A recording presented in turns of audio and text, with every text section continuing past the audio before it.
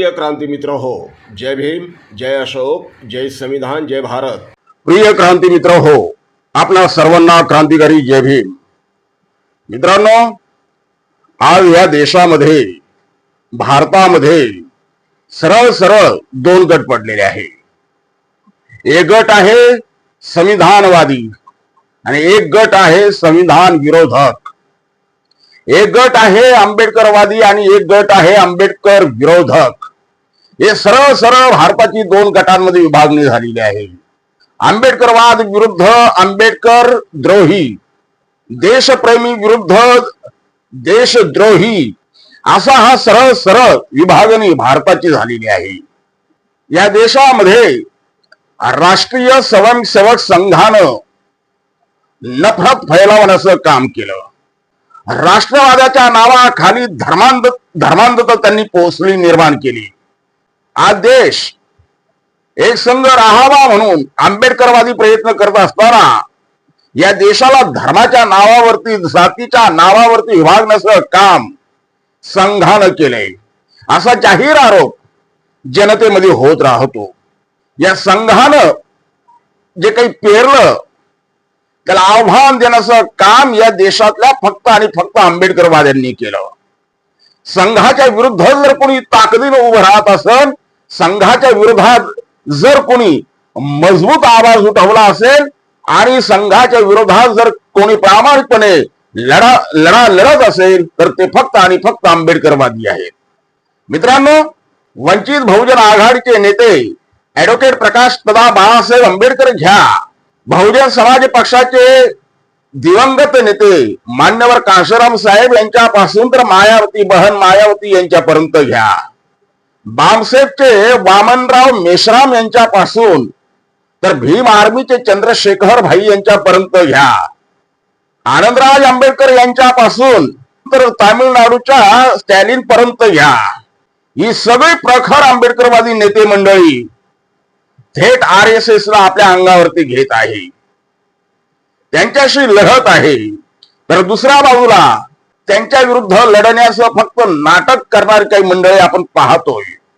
तुम्ही उद्धव ठाकरेंची शिवसेना घ्या, तुम्ही शरद पवारांची राष्ट्रवादी घ्या, तुम्ही काँग्रेस पक्ष घ्या, तुम्ही कोणताही पक्ष घ्या, हे सगळे फक्त लढण्याचं नाटक करतात की काय अशी शंका यावी अशा अनेक प्रसंग घडलेले आहेत। परंतु खऱ्या अर्थानं या संघाला आणि भारतीय जनता पक्षाला थेट आव्हान देण्याचं काम आंबेडकरवाद्यांनी केलेलं आहे।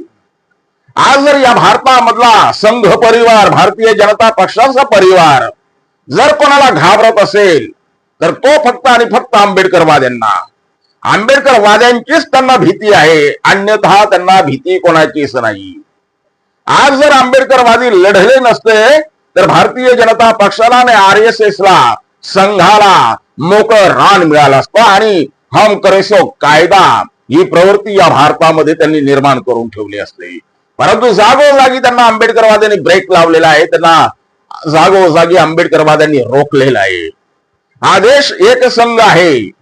या देशामध्ये श्रीलंका, बांगलादेश सारखी परिस्थिती निर्माण होत नाही, याला कारण भारताचे संविधान। बाबासाहेबांनी भारतीय संविधानाच्या माध्यमातून या देशाला एकत्रित ठेवलेला आहे, अन्यथा या देशाचा बांगलादेश, नेपाळ, श्रीलंका व्हायला वेळ लागणार नाही। आताही जंतर मंतरवरती अभिजित दिपके यांच्या नेतृत्वाखाली जे अभूतपूर्व असं आंदोलन झालं, त्या आंदोलनाने सत्ताधीशांची झोप उडवली होती, पायाखालची वाळू सरकली होती। त्यांना प्रत्यक्ष अप्रत्यक्षपणे, ज्यांची मी नावं घेतली अगोदर, जे आतमधून त्यांना मदत करतात त्यांनी त्यांना मदत केली। अभिजित दिपकेंना शरद पवार येऊन भेटतात आणि दुसऱ्या दिवशी नरेंद्र मोदींना भेटतात। काय याचा अर्थ काय? त्यावेळेला असं वातावरण निर्माण झालं की आता सरकार उलट होणार।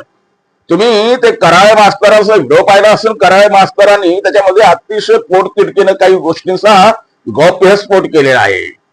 त्याच्यामध्ये कराळे मास्तरने जाहीरपणे सांगितलं बीजेपीचं सरकार 20 जुलै रोजीच जाणार होतं, परंतु काँग्रेसमुळे ते बचावलं।